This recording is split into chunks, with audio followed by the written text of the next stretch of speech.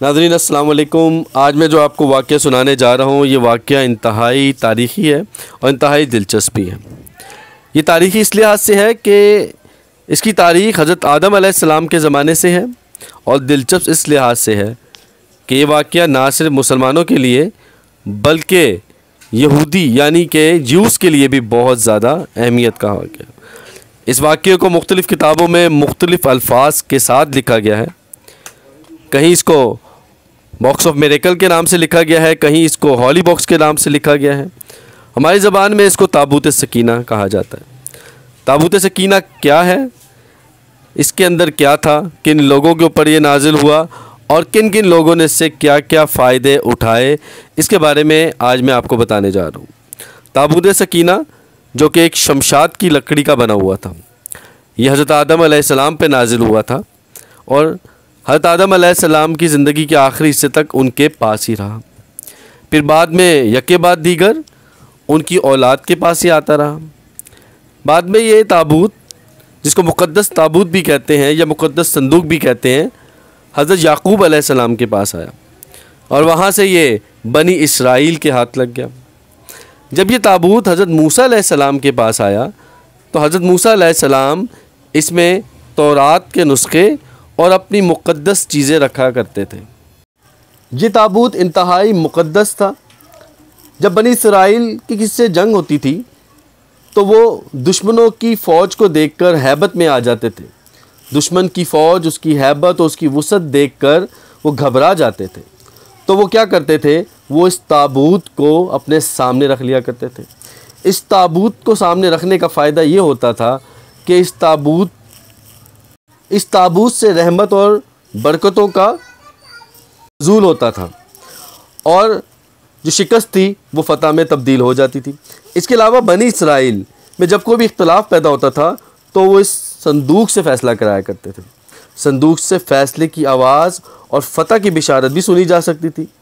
बनी इसराइल इस संदूक को अपने आगे रख कर और इसको वसीला बनाकर दुआ मांगते थे तो इनकी दुआएं मकबूल होती थी और बलाएं और मुसीबतें और राफ्तें टल जाती थी। अलगर्ज़ ये संदूक बनी इसराइल के लिए ताबूत सकीना, बरकत और रहमतों का ख़ज़ीना और नुसरत खुदावंदी के नज़ूल का नहायत ही मुक़द्दस और बेहतरीन ज़रिया था। मगर जब बनी इसराइल तरह तरह के गुनाहों में मुलव्वस हो गए, उनके यहाँ सरकशी व अस्यान का दौर दौरा हो गया, तो इनकी बदअमालियों की नहूसत से इन पर खुदा का ये गज़ब नाजिल हो गया कि कौम अमालका, जो कि कफ़ार अमालका ने एक लश्कर तैयार किया और बनी इसराइल पे हमला कर दिया। बनी इसराइल का लोगों का कत्ले आम किया, इनकी बस्तियों को बर्बाद कर दिया, इनके शहर को तहस नहस कर दिया। कौम अमालका इस मुक़द्दस ताबूत को अपने साथ ले गई और जाके इसको निजासत की जगह पर फेंक दिया। निजासत की जगह पे फेंकने का नुकसान ये हुआ कि कौम अमालका के ऊपर तरह तरह के अजाब नाजिल होने लग गए। वो मुख्तलिफ़ किस्म की बीमारियों में मुब्तला हो गई। आखिरकार इस कौम को पता लग गया कि हमारे ऊपर जो मुसीबतें और परेशानियां आ रही हैं वो इस मुक़द्दस संदूक की पामाली की वजह से है। लिहाजा इस कौम ने इस संदूक को एक बैलगाड़ी पे रखा और उस बैलगाड़ी को बनी इसराइल के इलाकों की तरफ भेज दिया। फिर अल्लाह ताला ने 4 फरिश्तों को मुकर्रर फरमाया। वो फरिश्ते इस संदूक को बनी इसराइल के नबी हज़रत शमूएल अलैहिस्सलाम के पास ले गए। हज़रत शमूएल अलैहिस्सलाम तालूत को बादशाह बनाना चाहते थे, लेकिन बनी इसराइल ये चाहते थे कि जब तक हमें मुक़द्दस संदूक नहीं मिलेगा हम तालूत को बादशाह नहीं मानेंगे। चुनाचा जब इन शराइत को बनी इसराइल ने हज़रत शमूएल अलैहिस्सलाम के सामने रखा, तभी उसी मौके पर ताबूत सकीना सामने आ गया। इस ताबूत सकीना का जिक्र कुरान पाक में यूँ किया गया है। सूरह बकरा में आता है, और इनसे इनके नबी ने फरमाया, इसकी बादशाही की निशानी ये है कि आए तुम्हारे पास ताबूत जिसमें तुम्हारे रब की तरफ से दिलों का चैन है और कुछ बची हुई चीज़ें हैं, मुअज़्ज़िज़ मूसा और मुअज़्ज़िज़ हारून के तरके की। उठाते लाएंगे इसे फ़रिश्ते, बेशक इसमें बड़ी निशानियां हैं तुम्हारे लिए अगर तुम ईमान रखते हो। अब सवाल पैदा होता है कि इस ताबूत में था क्या। इस मुक़द्दस संदूक में हज़रत मूसा अलैहिस्सलाम का आसा और इनकी मुक़द्दस जूतियाँ और हज़रत हारून अलैहिस्सलाम का अमामा था। हज़रत सुलेमान अलैहिस्सलाम की अंगूठी, तौरात की तख्तियों के चंद टुकड़े, कुछ मनसलवा, इसके अलावा हज़रात अंबिया अलैहिस्सलाम की सूरतों के हुलिये वग़ैरह सब इस संदूक में था। सवाल ये भी पैदा होता है कि ताबूत सकीना आखिर है कहाँ। हज़रत दाऊद अलैहिस्सलाम के ज़माने तक इस ताबूत को रखने के लिए कोई ख़ास इंतज़ाम नहीं था और इसके लिए पड़ाव की जगह पर एक अलग खैमा लगा दिया जाता था।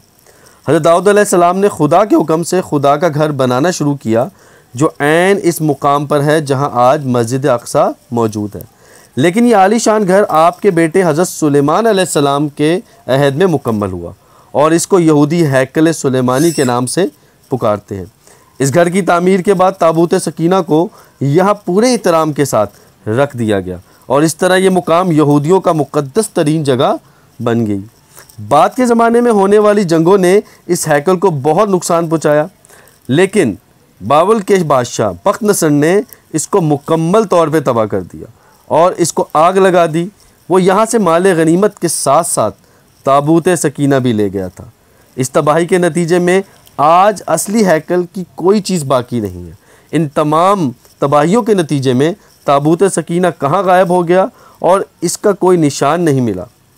आज भी बहुत सारे माहिर आसार कदीमा और ख़ुसूसन यहूदी मज़हब से ताल्लुक़ रखने वाले माहिर इसकी तलाश में सरगर्दा हैं, ताकि इसको ढूंढ कर वो अपनी इसी रूहानियत को वापस पा सकें जो कभी इनको अता की गई थी।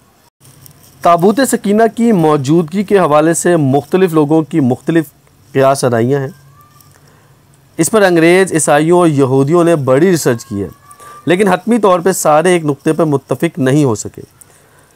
जो सबसे ज़्यादा बेहतर थ्योरी है वो ये है कि इस वक्त ये संदूक या ताबूत हज़रत सुलेमान अलैहिस्सलाम के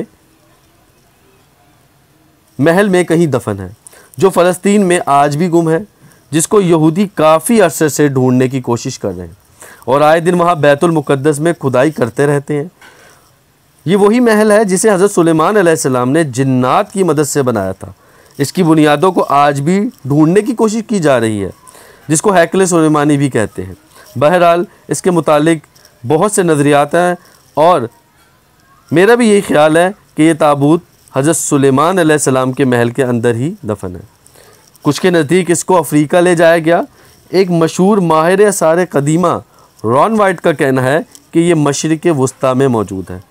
कुछ लोगों के मुताबिक इसको ढूंढने की कोशिश इंग्लैंड के इलाके में करनी चाहिए, जबकि कुछ स्कॉलर का मानना है कि ये ताबूत एथियोपिया के तारीख़ी गिरजाघर एक्सम में पड़ा हुआ है। एक और नज़रिया ये भी है कि ये बहरे मुर्दार के करीब एक गार के अंदर कहीं गुम हो चुका है और एक नज़रिया ये भी है कि यहूदियों ने 1981 में इसे हज़रत सुलेमान अलैहिस्सलाम के पहले में से खुदाई के दौरान निकाल कर कहीं नामालूम जगह पर मुंतकिल कर दिया गया था। जबकि खुदाई करने वाले यहूदियों का कहना है कि वो इस संदूक के बिल्कुल करीब पहुंच ही गए थे, लेकिन इस्राएली गवर्नमेंट ने मुसलमानों और ईसाइयों के प्रेशर में आकर इसकी खुदाई पर पाबंदी लगा दी थी, इसलिए इन्हें ये काम नामुकम्मल ही छोड़ना पड़ा। बहरहाल कोशिश जारी है, लेकिन ताहाल इन्हें नाकामी का सामना है और हतमी तौर पर कुछ नहीं कहा जा सकता कि ताबूत कहाँ है। आपने इंडियाना जोन्स की फ़िल्मों में अक्सर देखा ही होगा कि इंडियाना जोन्स के हीरो और उसकी पूरी टीम किसी न किसी गार में, हैकल सुलेमानी की बेसमेंट में या किसी नामालूम जगह पर इस ताबूत को ढूंढती हुई नज़र आती है और वो ये दिखाते हैं कि उन्होंने इस ताबूत को ढूंढ लिया है और ये भी दिखाते हैं कि उन्हें वो प्याला और आबे हयात, वो पानी जिसे पीने के बाद इंसान मरता नहीं है, हमेशा ज़िंदा रहता है, वो भी उनको मिल गया है। लेकिन ये सब चीज़ें फ़िल्मों की हद तक ही महदूद हैं। असल हक़ाइक़ क्या हैं अल्लाह ताला की ज़ात ही जानती है कि ताबूत सकीना इस वक्त कहाँ मौजूद है और कहाँ गया और किन लोगों को ये मिलेगा या फिर नहीं मिलेगा। ये एक राज है जिसे आज तक दुनिया खोज नहीं सकी। इतनी साइंस में तरक्की होने के बावजूद भी आज भी ताबूत सकीना को ढूंढा नहीं जा सका।